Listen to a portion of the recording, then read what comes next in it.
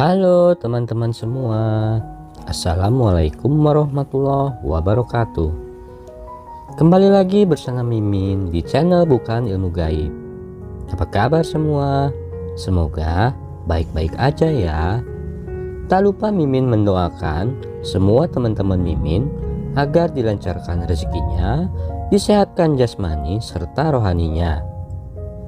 Kali ini Mimin coba mereview sebuah film untuk pertama kalinya di channel Mimin. Kenapa? Karena ini film yang akan Mimin bahas serunya minta ampun, dan rasanya wajib Mimin share ke teman-teman semua karena banyak pelajaran yang bisa kita ambil. Mimin akan merangkum sebuah plot film yang mungkin penayangannya sudah teman-teman tunggu. Film dengan judul Greenland. Greenland adalah sebuah film bencana Hollywood yang paling geres saat ini. Dibintangi oleh aktor sekaligus mamang saya dari desa Cinangneng yang tentunya sudah nggak asing lagi, yaitu Gerard Butler. Si boga lakon dari film 300 yang kumisnya kinyis-kinyis seksoy yang bikin kaum hawa nggak bisa bobok semalaman. Namun, kali ini kaum hawa harus dibuat kecewa karena dalam film ini tidak lagi tersedia otot-otot Om Butler yang bikin para kaum Adam minder serta merasa harus segera membayar angsuran bulanan di tempat fitnessnya Om Deddy Kobuse. Film ini berkisah tentang upaya survival sebuah keluarga yang harus mencari tempat berlindung dalam tempo 48 jam saja saat sebuah komet yang bisa menghancurkan planet diprediksi akan menghantam bumi dalam 2 hari ke depan. Komet yang sedang menuju bumi tersebut besarnya melebihi komet yang memusnahkan dinosaurus di masa lampau. Oke Mang, bagaimana kelanjutan ceritanya? Yuk langsung aja kita dengar alur ceritanya. Tapi Mimin ingetin ya, ini adalah konten full spoiler. So, buat yang menonton filmnya dulu, Mimin sarankan tonton filmnya dulu. Jangan sampai menyesal loh, karena sesal pasti datang terlambat. Buat yang mau lanjut, hayu aja, Mimin mah gaskeun Mang. Yang pasti jangan lupa buat teman-teman untuk subscribe channel Mimin ya, supaya Mimin lebih semangat bikin konten lagi. Ya enggak juga nggak apa-apa, yang penting sih teman-teman semua terhibur.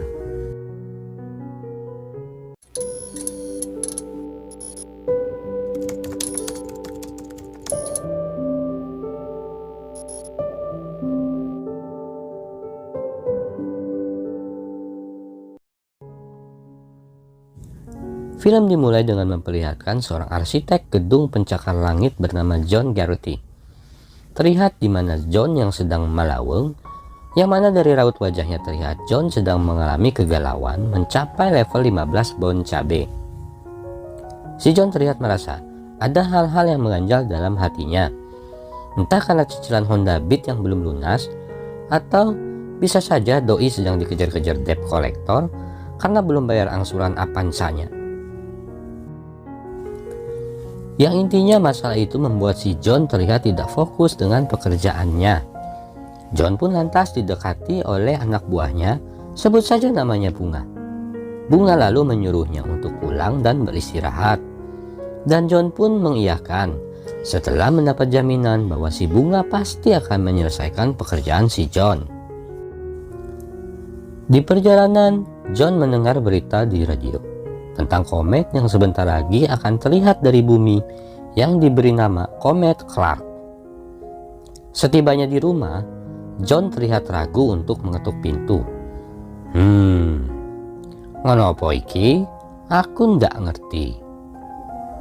Akhirnya dia membuka pintu dengan kunci duplikat yang dia pegang.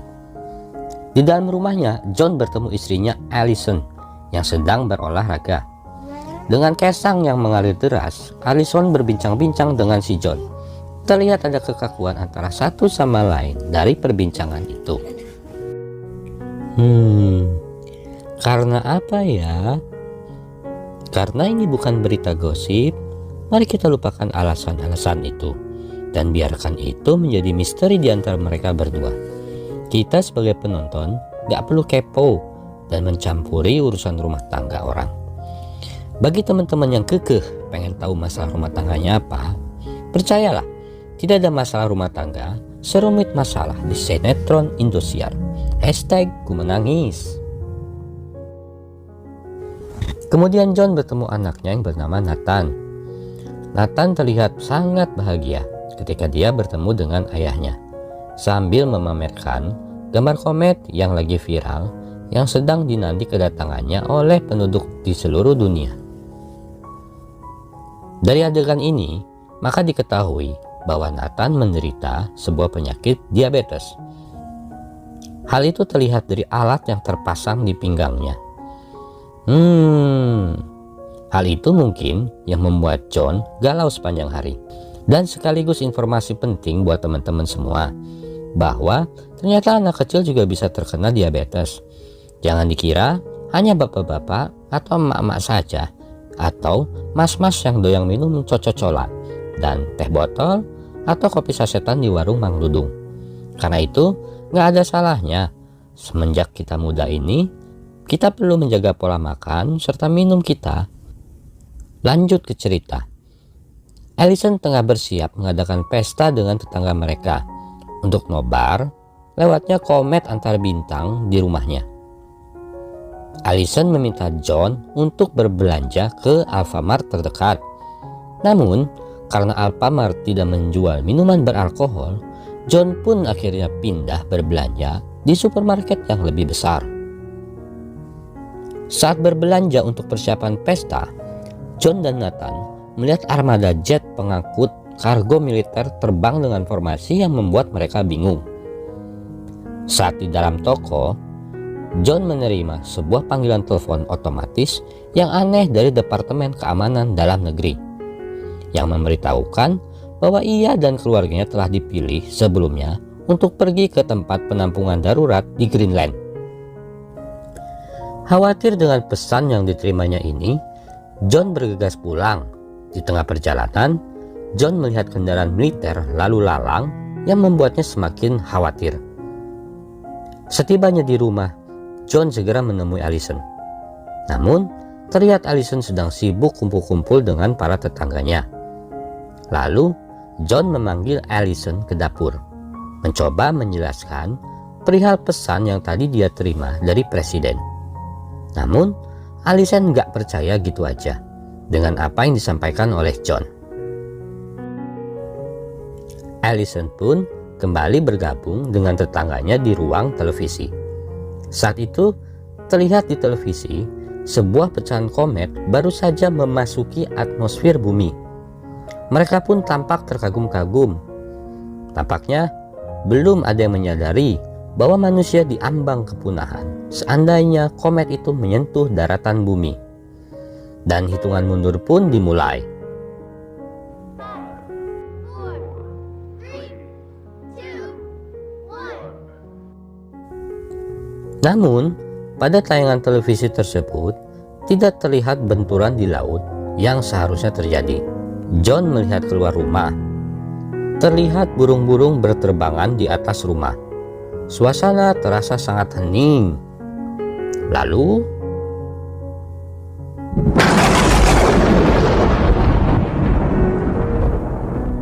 gelombang kejut mengguncangkan daerah itu dan meniupkan jendela hingga pecah. Pecahan komet yang sebelumnya diantisipasi akan mendarat di Samudra Atlantik ternyata malah menabrak daratan Florida dan langsung meratakan wilayah tersebut. Tak lama, televisi memperlihatkan gambaran mengerikan saat komet Clark menabrak daratan bumi. Terlihat dalam sekejap sejumlah kota hancur luluh lantak tak bersisa.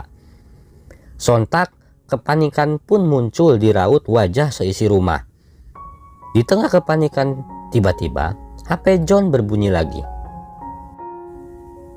John sekali lagi menerima panggilan otomatis yang juga ditampilkan di televisi di depan keluarga dan tetangganya dengan instruksi untuk segera berada di pangkalan cadangan udara militer untuk melakukan penerbangan evakuasi.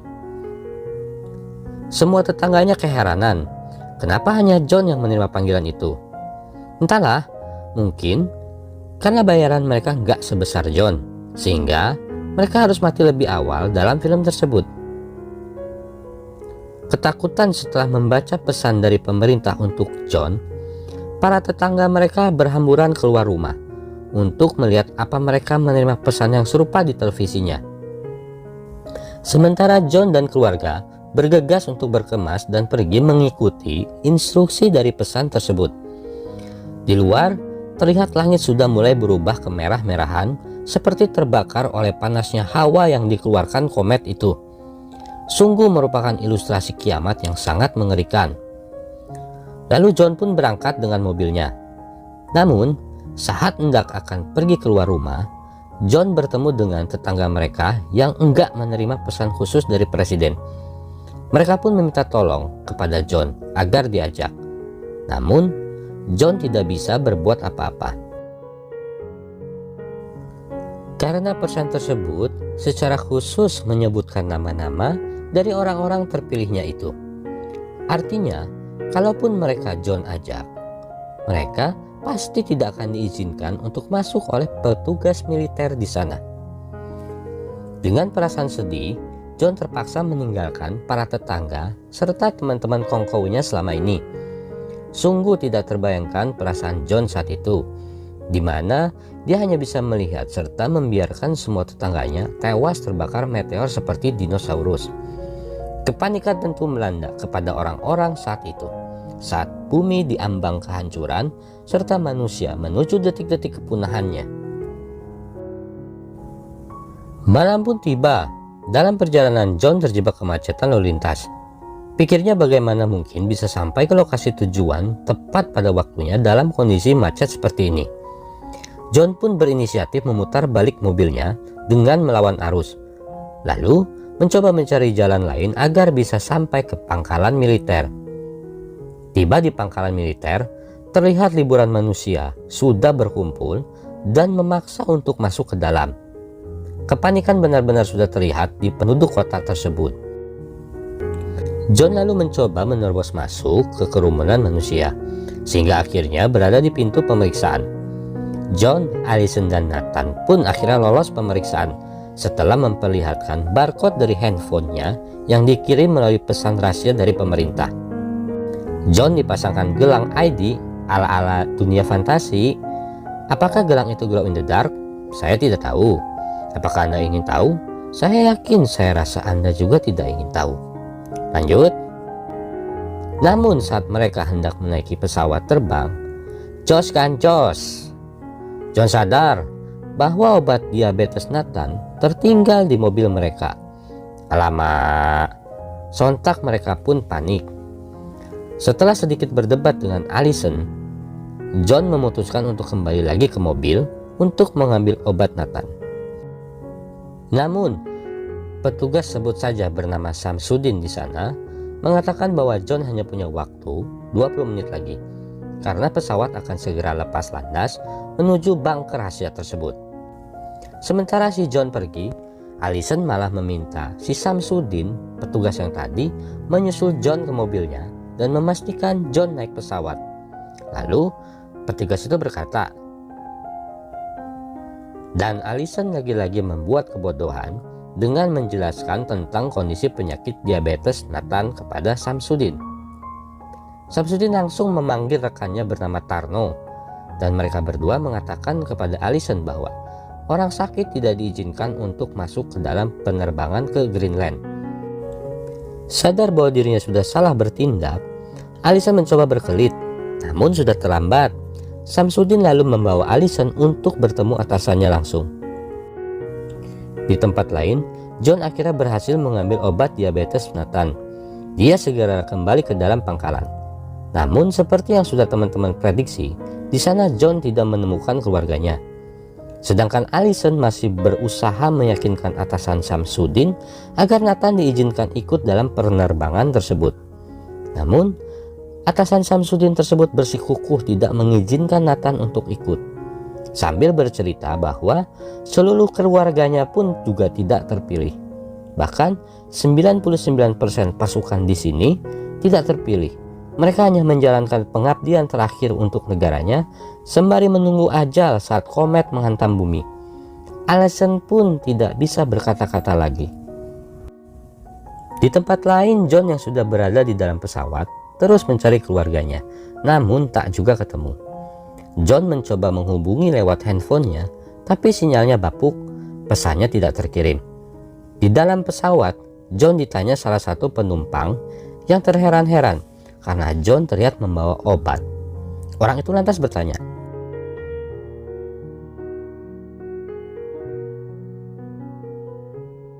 orang asing itu langsung menjelaskan kepada John bahwa keponakannya tidak bisa masuk karena mengidap sebuah penyakit. Mendengar penjelasan itu langsung membuat John panik dan sadar bahwa kemungkinan besar anak istrinya ditolak untuk naik ke dalam pesawat. John pun meminta petugas untuk turun dari pesawat. Petugas itu pun bilang, "Kalau abang turun, kita nggak akan nungguin abang loh." Walau sudah dijelaskan, akhirnya John tetap memaksa turun dari pesawat. Saat turun dari pesawat, terlihat penduduk kota sudah menerobos masuk ke dalam bandara. Kekacauan pun terjadi ketika sebagian warga sipil yang menerobos membawa senjata api. Baku tembak pun tidak terelakkan. Petaka terjadi saat peluru menyasar ke petugas yang sedang mengisi bahan bakar pesawat, yang membuat si petugas tersebut dijalikeh dan menumpahkan bensin ke landasan pacu pesawat. Dan sesaat kemudian, kembali percikan api dari peluru mengenai genangan bensin. Dan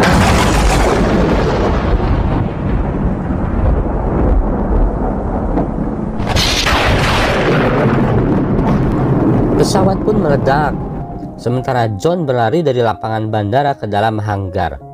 Di dalam hanggar dia kembali bertemu si Samsudin. Dan Samsudin menjelaskan bahwa anak dan istrinya tidak ada di dalam pesawat karena anaknya tidak lolos screening sebagai manusia yang sehat. Mendengar itu, John bergegas keluar bandara. Namun, dia tidak menemukan istrinya. John bergerak menuju mobil dan seketika dia tiba di mobil, dia mendapati sebuah pesan di secari kertas dari istrinya bahwa dia dan Nathan pergi ke rumah ayahnya. John kembali mencoba menghubungi Allison. Namun sekali lagi, mungkin kuota internet John sudah habis, sementara di sekitar nggak ada konter pulsa yang buka. Akhirnya mereka pun terpisah dan harus berjuang sendiri-sendiri untuk menyelamatkan diri. Adegan beralih ke Allison yang terlihat memasuki sebuah apotek, di mana dia mencari obat yang dibutuhkan oleh Nathan. Singkat cerita, alhamdulillah, obat yang dibutuhkan itu berhasil ditemukan. Namun tak lama berselang, Allison dikagetkan oleh sekumpulan orang yang masuk ke dalam apotek sembari membawa senjata dan menembak-nembakkan senjatanya kepada orang-orang yang ada di dalam apotek. Kumpulan orang itu mungkin hendak menjarah apotek tersebut. Beruntung, ketika Allison terpergok oleh salah satu perampok saat hendak keluar apotek, Allison dibiarkan pergi. Sungguh perampok yang memiliki akhlak mulia. Semoga dia segera bertobat kembali ke jalan yang benar sebelum meteor itu benar-benar mencapai bumi. Dan Allison pun selamat. Saat Allison keluar, dia bertemu sepasang suami istri. Sebut saja namanya Kusnandar dan Sumiati. Allison pun diberikan tumpangan karena kebetulan mereka menuju arah yang sama dengan tempat tinggal ayahnya Allison. Awalnya Kusnandar dan Sumiati terlihat seperti orang baik. Mereka terlibat pembicaraan yang hangat, bahkan mereka sempat menawarkan makanan kepada Allison. Namun, sesaat setelah Kusnandar mengetahui bahwa Allison memiliki gelang sebagai tanda orang yang dipilih untuk masuk ke dalam penampungan rahasia pemerintah, pikiran jahat merasuki Kusnandar. Kusnandar dan istrinya tiba-tiba menghentikan kendaraannya dan melempar Allison keluar, lalu merebut gelang dari tangan Allison dan bahkan menculik Nathan. Allison pun mencoba mengejar, namun apa daya, Kusnandar langsung menancap gas mobilnya sebelum sempat terkejar.